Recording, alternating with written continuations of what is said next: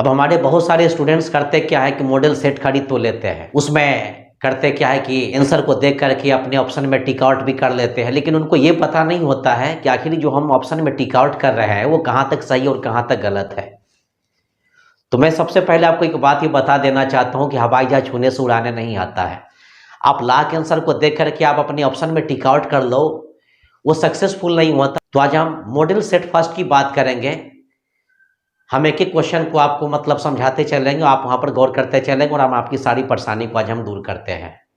तो सबसे पहले मॉडल सेट में हम फर्स्ट क्वेश्चन की बात करेंगे। मेरे मॉडल सेट में जो फर्स्ट क्वेश्चन है, your sister had bought the grammar book, ये क्वेश्चन आपके वॉइस का है और ये जो क्वेश्चन है ये एक्टिव है। आपको करना क्या, इस क्वेश्चन को पैसिव में चेंज करना। हालांकि इस क्वेश्चन के 4 ऑप्शन दिए गए हैं, लेकिन यहाँ पर हम आपको ऑप्शन नहीं दे रहे, डायरेक्ट हम आपको समझा रहे हैं। तो ये क्वेश्चन पास्ट परफेक्ट टेंस का है। तो पास्ट परफेक्ट टेंस को जब आप एक्टिव से पैसिव में चेंज करेंगे तो सबसे पहले करना क्या होता है कि आपको ऑब्जेक्ट का यूज करना होता है।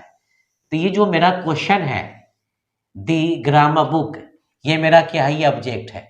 तो सबसे पहले पास्ट परफेक्ट टेंस में एक में क्या करना है, ऑब्जेक्ट लगाना है। 2 नंबर में क्या डालना है आपको, ये हैड बीन डालना है। हैड बीन के बाद ये V3, उसका करना क्या है कि बाई डालना है। फिर ये करना क्या है कि सब्जेक्ट जानना है।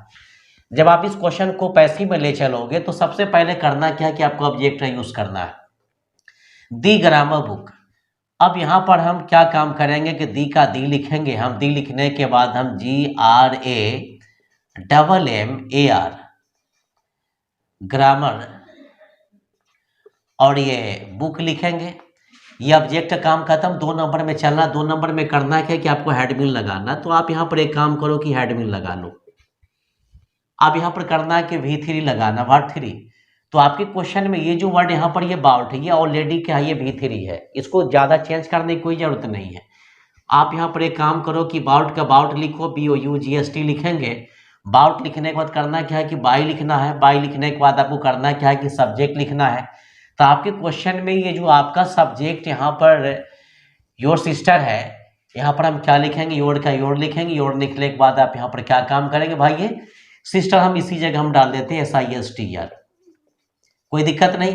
लेकिन थोड़ा सा आप एक बात ये याद करेंगे कि फार्मूला में यहाँ पर लिखा हुआ है ऑब्जेक्ट, लेकिन आप याद रखेंगे कि है ऑब्जेक्ट, लेकिन इसका यूज किस रूप में किया जाता है, ये सब्जेक्ट रूप में। और यहाँ पर जो लास्ट में जो सब्जेक्ट लिखा हुआ है सब्जेक्ट, लेकिन इसका यूज किस रूप में किया जाता है, यानी ऑब्जेक्ट के तौर पर इसका यूज किया जाता है। ये second question, he said to me when will the baby sleep, ये क्वेश्चन आपके नरेशन का है। इस क्वेश्चन को आपको करना क्या कि डायरेक्ट स्पीच से डायरेक्ट स्पीच में चेंज करना है। तो नरेशन में सबसे पहले करना क्या है कि आपको यहाँ पर आरबी का यूज करना है। तो सबसे बड़ी बात यहाँ पर है कि आपके क्वेश्चन में आपका आरबी ही से शुरू है, मी में जाकर के खत्म है।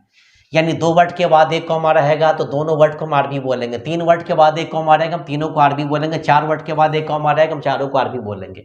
तो सबसे पहले आप यहाँ पर एक काम करो कि ही का ही लिखेंगे। और ये जो सेंटेंस है ये WH क्वेश्चन है। तो ऐसे परिस्थिति में आपको करना है कि यानी इंट्रोगेटिव सेंटेंस, यानी इंट्रोगेटिव सेंटेंस में सेड टू हो तो सेड टू हो चाहे सेड हो, इसको हम किस में चेंज करेंगे, हम आस्क्ड में चेंज करेंगे। तो ये मेरा क्या खत्म हुआ, सबसे पहले आरबी लगाना है। तो आरबी का काम यहाँ पर हम ही का ही लिख दिए, यहाँ पर हम ही से ही को कट कर दिए, सेड टू से हम आस्क को काट दिए, मी से मी को काट दिया, यानी आरबी खत्म। आरबी खत्म होने के बाद करना क्या है कि 2 नंबर में आपको करना क्या है कि IW लगाना है। तो आपके क्वेश्चन में आपका IW कौन है, वेन है, यानी WH क्वेश्चन कौन है तो वेन है। यहाँ पर हम वेन लिख दिए। अब मेरे क्वेश्चन में ये विल द बेबी स्लीप, इतना ये बच गया। ये क्वेश्चन फ्यूचर इंडेफिनिट टेंस का है और interrogative sentence. Future indefinite tense में अब रहा सवाल यहाँ पर, जब फ्यूचर इंडेफिनिट टेंस के इंट्रोगेटिव सेंटेंस को जब आप अफर्मेटिव सेंटेंस में बदलेंगे तो RS में करना क्या है कि आपको सबसे पहले करना क्या है कि सब्जेक्ट लगाना है। सब्जेक्ट के बाद आपको करना क्या है कि सोल्ड या वुड का प्रयोग करना है, WULD, और वुड के बाद करना क्या है कि आपको V1 का यूज करना है। तो सबसे पहले यहाँ पर विल द बेबी स्लीप, 1 2 3 4, ये 4 वर्ड में। तो RS में सबसे पहले क्या लगाना, सब्जेक्ट लगाना है। चारों वर्ड में मेरा सब्जेक्ट कौन है, द बेबी। तो सबसे पहले करेंगे क्या काम, यहाँ पर हम द का दे लिखेंगे, बेबी का क्या लिखेंगे भाई, यहाँ पर हम बेबी लिखेंगे, BAB। वाई आप लोग यहाँ पर बेबी लिख लीजिए। उसके बाद सब्जेक्ट काम खत्म होने के बाद शुड वुड का यूज करना है। तो कहने का मतलब यहाँ पर यह है कि मेरे क्वेश्चन में बिल है, तो बिल यहाँ पर शुड में तो चेंज होगा नहीं, बिल यहाँ पर किस में चेंज हो जाएगा, वुड में चेंज हो जाएगा। तो आप यहाँ पर वुड लिख लो, उसका करना क्या है कि V1 लगाना है। तो फिर मेरे क्वेश्चन में ये जो स्लीप है यही मेरा क्या हो जाएगा, V1 हो जाएगा, उसमें ज़्यादा माथापच्ची करने की जरूरत नहीं है। तो he said to me when will the baby sleep, इसका जो है ना डायरेक्ट स्पीच से इनडायरेक्ट स्पीच ये बन जाएगा he asked me when the baby would sleep. तो करना क्या कि अपने ऑप्शन में ये वाले आंसर को देख लीजिए और टिक आउट कर लीजिए, और ज़्यादा टेंशन लेने की कोई ज़रूरत नहीं है। हालांकि ये जो क्वेश्चन है आपके, और क्वेश्चन नंबर 2 में मतलब ये यानी 2 का जो है मतलब डी नंबर आंसर दिया गया, तो आप क्या काम करेंगे, 2 नंबर में टिक आउट करने की कोशिश करेंगे। क्वेश्चन नंबर 3 है दी एंटोनिम ऑफ डिमोट।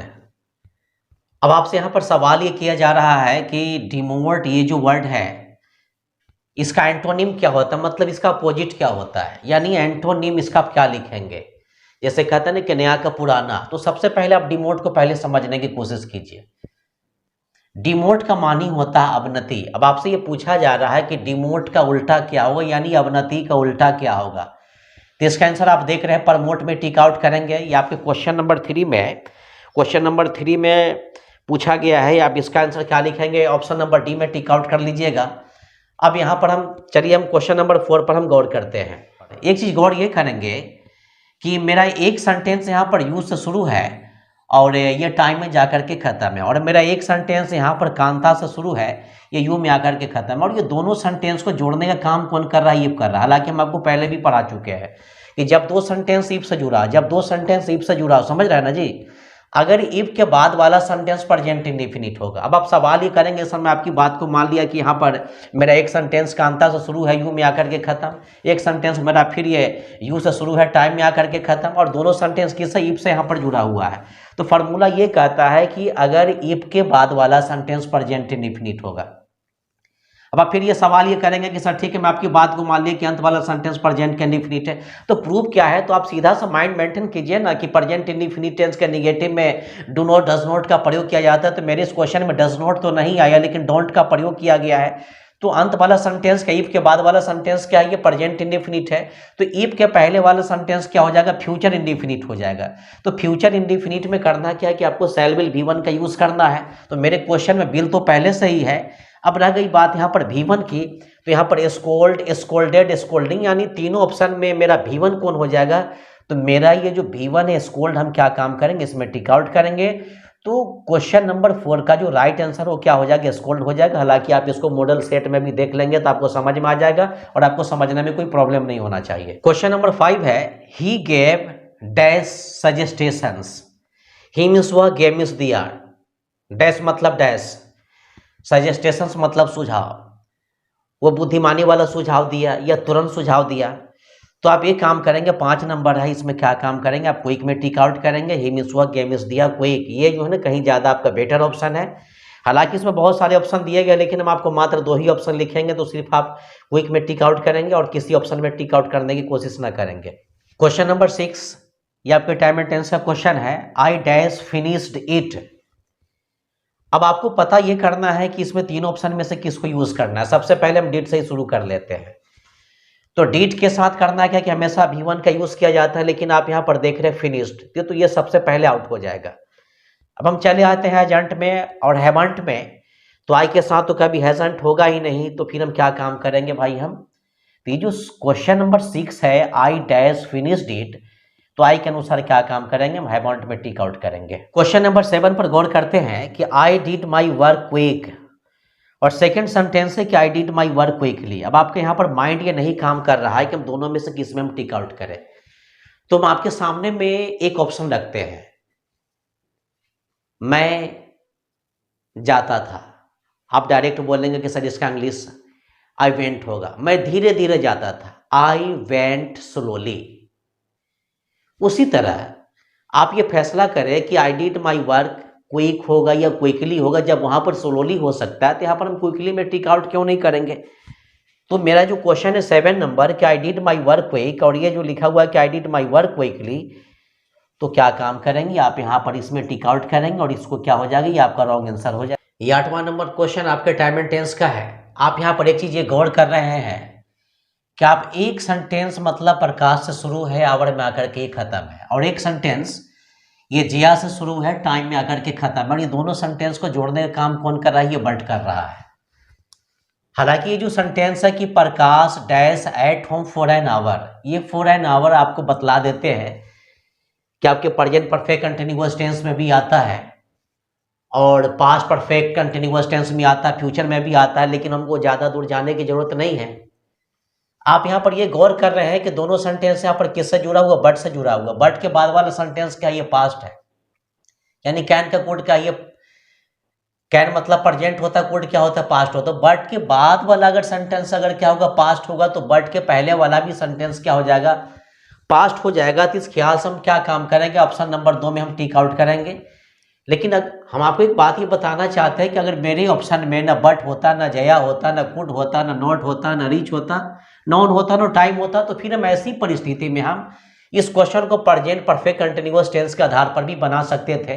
तो फिर ऐसी परिस्थिति में मेरे ऑप्शन में हैड बीन न हो करके हैज बीन होता, लेकिन हमको यहाँ पर हैड बीन में टिक आउट करना है क्योंकि बट के बाद वाला सेंटेंस क्या है? पास्ट है। तो इस हिसाब से हम क्या काम करेंगे? बट के पहले वाले सेंटेंस को भी क्या करेंगे हम कि पास्ट ही मानेंगे, यानी पास्ट परफेक्ट कंटिन्यूअस मानेंगे। तो यहाँ पर हम हैड बीन में टिक आउट करेंगे। अगर आप ये 2 नंबर में और ये 3 वाले ऑप्शन में अगर 1 नंबर वाले में और ये 3 नंबर वाले में अगर आप टिक आउट करते तो फिर ये बनाना क्या हो जाता है? आपका सरासर गलत हो जाता है। क्वेश्चन नंबर 9 है there are beautiful coconut trees. There are मतलब है ब्यूटीफुल मतलब सुंदर सुंदर, कोकोनट मतलब नारियल के, ट्रीज मतलब वृक्ष, डैश द रिवर। आपका ये फर्स्ट ऑप्शन है अलोंग। अलोंग मतलब किनारे किनारे, यानी नदी के किनारे किनारे सुंदर सुंदर नारियल के वृक्ष है, या आप यूं कह ले कि नदी में नारियल के सुंदर सुंदर वृक्ष है या नदी के ऊपर। तो आप खुद फैसला ये कर ले कि नदी में होगा कि नदी के ऊपर होगा या नदी के किनारे किनारे होगा। तो यहाँ पर ये अलोंग जो लिखा हुआ है, अलोंग का माने क्या होता है? किनारे किनारे, किनारे किनारे। आप यहाँ पर क्या काम करेंगे कि मेंटेन कर लें, किनारे किनारे आप लिख लेंगे। क्वेश्चन नंबर 10 है इज दैट कप डैश। आपके ऑप्शन में देम भी है, हिज भी है, सी भी है। आपसे यहाँ पर एक सवाल ये किया जा रहा है, ये क्वेश्चन प्रोनाउन का है। इसमें कौन से ऐसे वर्ड है जो रिलेशन बताने के काम करते हैं? जैसे कि हम आपको एक सिंपल सा एक जवाब देते हैं, सी इज माई सिस्टर, वह मेरी बहन है। किसकी बहन है? तो मेरी। इस क्वेश्चन में रिलेशन बताने काम कौन कर रहा है? मेरी कर रहा है, यानी माई कर रहा है। यह तुम्हारी कलम है, that is your pen.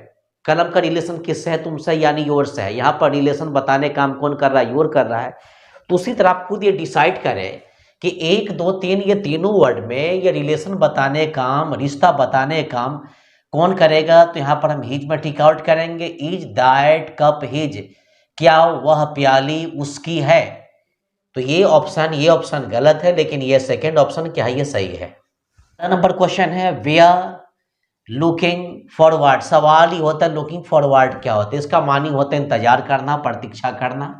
Dash the museum मतलब संग्रहालय को। ये क्वेश्चन आपके इन्फिनिटिव का है। जैसे कि हम आपके सामने में क्वेश्चन रखते हैं, वह खाने के लिए रोता है। He weeps to eat, he weeps to eat, खाने के लिए। तो टू ईट, जब यहाँ पर खाने के लिए हम टू ईट लिखेंगे तो यहाँ पर देखने के लिए कि अंग्रेजी हम टू विजिट लिखेंगे कि विजिट लिखेंगे कि विजिटिंग लिखेंगे। जब खाने के लिए टू ईट हो सकता है तो फिर देखने के लिए ये टू विजिट क्यों नहीं हुआ? हम यहाँ पर ऑप्शन नंबर 1 में टिक आउट करेंगे। We are looking forward dash the museum, यानी टू विजिट द म्यूजियम, यानी हम लोग म्यूजियम को देखने के लिए इंतजार कर रहे हैं, प्रतीक्षा कर रहे हैं, चाहे तो उसको कर रहे थे भी आप बोल सकते हैं। 12 number question he said that Raveena had a car, यानी ये क्वेश्चन नरेशन का है और ये जो क्वेश्चन है आपका इनडायरेक्ट स्पीच है। ये जो क्वेश्चन है इनडायरेक्ट स्पीच है। इस इनडायरेक्ट स्पीच को करना क्या है कि आपको डायरेक्ट स्पीच में चेंज करना है। जब आप इस क्वेश्चन को डायरेक्ट स्पीच में चेंज करेंगे, सबसे आसान तरीका हमको बतला देते हैं। अब जैसे कि मान लीजिए कि आपके सामने में क्वेश्चन डाल दिया जाए कि सबसे पहले तो आप इसका फार्मूला देख लें। क्वेश्चन आपके सामने में डाल दिया जाए कि he said comma RAVEEN Raveena has a car. अब ये क्वेश्चन क्या है, ये डायरेक्ट स्पीच है। जब आप इस क्वेश्चन को डायरेक्ट से इनडायरेक्ट स्पीच में जब चेंज करेंगे तो सबसे पहले आरबी लगाना है। तो आप यहाँ पर क्या काम करेंगे कि ही का ही लिखेंगे, सेट का सेट। 2 नंबर में क्या डालना है, ये दैट डालना। आप यहाँ पर क्या लिखेंगे, दैट लिखेंगे। अब मेरे क्वेश्चन बचा कि आर एस बचा। मेरा आर एस रबीना से शुरू, हैज के बाद ये कार में आकर के खत्म हो गया। तो सबसे पहले हम यहाँ क्या काम करेंगे कि रबीना का क्या लिखेंगे, रबीना लिखेंगे। और नरेशन में करना क्या है कि डायरेक्ट स्पीच से जब ये डायरेक्ट में बदलेगा तो रिपोर्टिंग भर पास्ट में होने पर हैज हो या हैव हो उसको हैड में चेंज किया जाता है। उसके बाद यहाँ पर हम ए लिखेंगे, ए लिखने के बाद ये कार लिखेंगे। लेकिन मेरे क्वेश्चन में किया गया काम ये किया गया है कि ये जो नीचे वाला ऑप्शन है इसको डाल दिया गया है। तो ये नीचे वाला जो क्वेश्चन क्या है, ये इनडायरेक्ट स्पीच है। अब आपसे ये पूछा जा रहा है कि इसका डायरेक्ट स्पीच क्या होगा। तो इसका डायरेक्ट स्पीच यही ना होगा, he said Rabina has a car. तो आप क्या काम करेंगे, यहाँ पर इस क्वेश्चन का आंसर आप इसमें ऑप्शन में क्या काम करेंगे कि ही शेड, यहाँ पर आप कॉमा डाल लीजिए। कॉमा डालने के बाद क्या काम करेंगे, यहाँ पर ये रबीना लिखेंगे। रबीना के बाद आप यहाँ पर ये हैज लिख लो। और हैज लिखने के बाद यहाँ पर हम क्या लिखेंगे, कार लिखेंगे। हालांकि इस क्वेश्चन के आपको 4 ऑप्शन दिए गए हैं। 4 ऑप्शन में ये चुनना है कि he said comma Rabina has a car, ये बात किस ऑप्शन में है। तो जिस ऑप्शन में आपको मिल जाए उस ऑप्शन में क्या काम करेंगे, आप टिक आउट करने की कोशिश करेंगे। 13 नंबर क्वेश्चन है, चूज द करेक्ट स्पेल्ड। आपको करना है कि इसमें सही स्पेलिंग चुनना है। सही कौन सा, ये वाला सही कि ये वाला सही है। तो GRIEVANS से ग्रीवांस का मानी क्या होता है, शिकायत। तो ग्रीवांस का स्पेलिंग GRIEVANCE, इसको सही माना जाता है। लेकिन ये जो स्पेलिंग है इसको क्या किया जाता है, ये रॉन्ग माना जाता है। इसमें आप टिक आउट न करेंगे या इसमें आप टिक आउट करेंगे, ये आपका राइट और ये वाला क्या आपका ये रॉन्ग है। ये 14 नंबर क्वेश्चन है, ही वांटेड। ही मीन्स हुआ, वांटेड मीन्स चाहता था। दिस मतलब इस, अरेंजमेंट मतलब इंतजाम को, इन डैश मतलब डैश में, वह इस इंतजाम को डैश चाहता था। अगर हम पिंक एंड ग्रीन में अगर लगाते टिक आउट करते तो पिंक मतलब गुलाबी एंड मिस और ग्रीन मतलब हरा, थोड़ा सा सेट नहीं कर रहा। लेकिन यहाँ पर ये जो लिखा हुआ कि black and white, black and white का मानी होता है सादा। सादा यानी साधारण। वह इस इंतजाम को साधारण चाहता था या साधारण तरीके से चाहता था या सिंपल चाहता था। तो आप क्या काम करेंगे इस क्वेश्चन में, आप इस क्वेश्चन में 2 नंबर ऑप्शन में टिक आउट करेंगे। 2 नंबर ऑप्शन क्या हो जाएगा, इसका ये सही हो जाएगा। ये 15 नंबर क्वेश्चन है, ही ऑलवेज स्पीक्स डैश ट्रूथ। इस क्वेश्चन को आर्टिकल से लिया गया है। तो पहले से जान रहे हैं कि ट्रूथ के साथ न ए लगाना है न एन लगाना है, किसका यूज करना है, दी का यूज करना है। तो आप क्या काम करेंगे, इसमें दी में टिक आउट करेंगे। 60 number question, we must lock the doors. ये क्वेश्चन आपके क्वेश्चन टैग का है।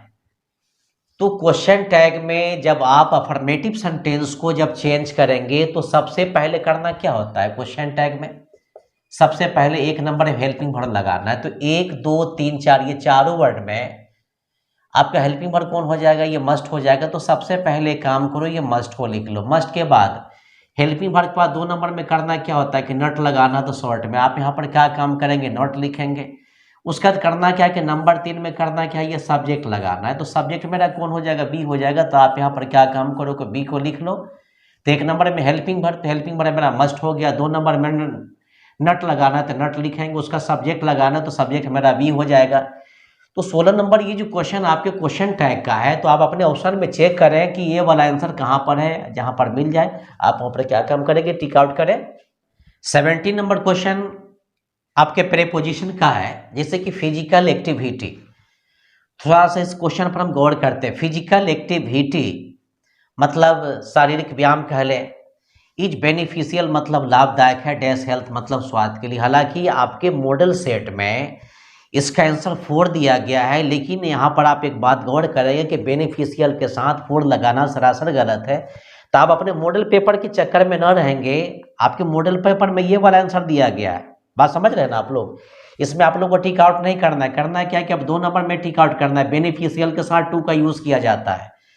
अगर इसमें आप टिक आउट करते, इसमें टिक आउट करते, बनाना क्या हो जाए, गलत हो जाए। तो physical activities beneficial dash health. तो आप क्या काम करेंगे, 2 नंबर यहाँ पर ऑप्शन नंबर 2 में टिक करेंगे। यानी आप यहाँ पर बेनिफिशियल के कारण यहाँ पर TO2 2 का यूज करेंगे। ये 18 number question, they forgot to take dash printouts, इस क्वेश्चन पर हम गौर करते हैं। They forgot to take dash printouts, ये क्वेश्चन आपके प्रोनाउन का क्वेश्चन है। तो सबसे पहले यहाँ पर एक काम हम करते हैं कि आपके माइंड में ये नहीं आ रहा कि हम करें तो क्या करें हम।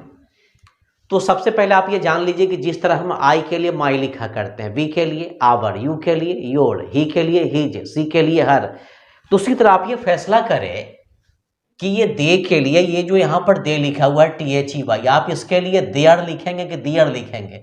इसको देयर पढ़ेंगे, देयर मीन्स वहाँ, और ये जो लिखा हुआ है दियर, तो आप क्या काम करेंगे, जिस तरह हम आई के लिए माई लिखा करते हैं, वी के लिए आवर, यू के लिए योर, उसी तरह हम दे के लिए हम क्या लिखेंगे, हम ये देयर, इसमें आप टिक आउट करेंगे। ये आपका ऑप्शन सही माना जाएगा। लेकिन रही बात 1 नंबर की और 3 नंबर की, तो खैर कभी होगा ही नहीं। क्वेश्चन नंबर 19 पर हम गौर करते हैं कि चूज द करेक्शन टेंस, इसमें से आपको सही ऑप्शन क्या है। अब जैसे कि I prefer coffee to tea, आपको ज्यादा दूर जाने की बात नहीं, सबसे पहले आप यहाँ पर ये माइंड मेंटेन करके चले कि ये प्रीफर जो लिखा हुआ, प्रीफर के साथ किस प्रीपोजिशन का प्रयोग किया जाता है। तो प्रीफर के साथ अगर यहाँ पर फॉर को मानते हैं तो गलत, अगर यहाँ पर हम देन को मानते हैं तो गलत। तो प्रीफर के साथ हमेशा ये टू का यूज किया जाता है, तो ये वाला ऑप्शन मेरा क्या हो जाएगा, ये सही हो जाएगा। तो 19 का ऑप्शन नंबर 1 सही हो जाएगा। आप यहाँ पर हमेशा याद रखें कि प्रीफर के साथ हमेशा टू लगाना है, फोर लगाए तो भी गलत, प्रीफर के साथ देन लगाए तो भी गलत। और ये जो 20 नंबर क्वेश्चन है कि choose the correct antonym of widely, आपसे ये सवाल यहाँ पर किया जा रहा है कि वाइडली का एंटोनिम क्या होता है, उल्टा क्या होता है। सबसे पहले ये समझिए कि वाइडली मीन्स होता क्या है। तो वाइडली का मानी होता है व्यापक रूप से। हालांकि जो 20 नंबर क्वेश्चन है इसके आपको उसमें कई सारे ऑप्शन दिए गए हैं, लेकिन आपको इसमें सही ऑप्शन लिमिटेडली यानी इसका मानी होता है सीमित रूप से। तो यहाँ पर क्या काम करेंगे, आपके ऑप्शन में ये मिल जाएगा, आप वहाँ पर ये टिक आउट करेंगे। अब आपको ये देखना है कि 1 में है कि 2 में है कि 3 है। तो जहाँ तक मेरा ख्याल है कि ऑप्शन नंबर 20 जो है इसका 3rd नंबर ऑप्शन आपसे गेस में होगा, आप वहाँ पर मेंटेन कर लेंगे। और ये 21 नंबर जो क्वेश्चन है कि this is my book and that is dash, अब यहाँ पर योर भी है, योर से अब सवाल पैदा होता है कि यहाँ पर हम योर लिखेंगे कि योर्स लिखेंगे। तो सबसे पहले योर और योर्स में सबसे पहले अंतर यह समझिए, योर के बाद हमेशा नाउन का यानी वस्तु का प्रयोग किया जाता है, चाहे वो वस्तु लिविंग हो चाहे नॉन लिविंग हो, यानी सजीव हो चाहे वो निर्जीव हो। लेकिन योर्स के बाद किसी नाउन का प्रयोग यानी किसी वस्तु का प्रयोग नहीं किया जाता है। अगर मान लिया जाए कि अगर यहाँ पर हम ये जो योर लिखा होगा, यहाँ पर इसको हम डाल देते हैं तो फिर यहाँ पर कोई वस्तु नहीं है। लेकिन यहाँ पर अगर हम योर्स अगर डाल देते हैं तो ये वाला ऑप्शन क्या हो जाएगा, सही हो जाएगा। यानी योर्स का प्रयोग वहाँ पर किया जाता है जहाँ पर कोई नाउन नहीं हो, कोई वस्तु नहीं हो। अब जैसे कि यहाँ पर हम माई की बात कर लेते हैं, अगर यहाँ पर माई लिखा होगा, यहाँ पर पहले से माइन अगर होता है MINE, माई मीन्स भी मेरा, माइन मीन्स भी मेरा, अगर यहाँ पर माइन होता तो फिर यहाँ पर बुक नहीं होता, अब यहाँ पर माई है तो बुक है। लेकिन मेरा जो ये ऑप्शन है यहाँ पर जहाँ तक सवाल होता है योर की और योर्स की, तो आप ये अगर लगाओगे तो ये लगाना क्या हो जाए, गलत। क्योंकि योर के बाद योर तभी लगाया जाता है जब योर के बाद कोई वस्तु हो, और योर्स कब लगाया जाता है, जब योर्स के बाद कोई वस्तु ना हो। तो मेरा 21 का जो ऑप्शन वो 2nd नंबर हो जाएगा।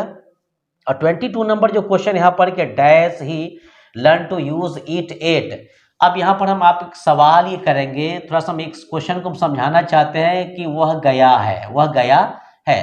तो जिस तरह आप हिंदी के क्वेश्चन में ये पकड़ लेते हैं कि या है लगने से प्रेजेंट परफेक्ट होता है, तो उसी तरह से एट लगने से क्या होता है कि प्रेजेंट का परफेक्ट होता है। या है हिंदी में पकड़ने का तरीका, एट इंग्लिश में पकड़ने का तरीका।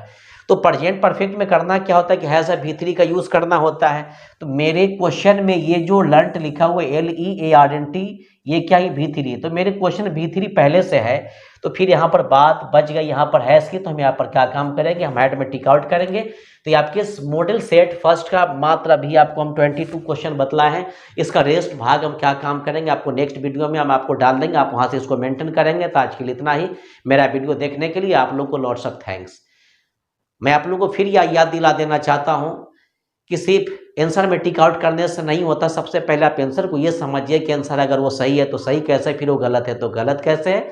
और इस वीडियो को थोड़ा सा अपने फ्रेंड्स तक भी शेयर करें ताकि उनको भी एग्जाम में अच्छा नंबर आए।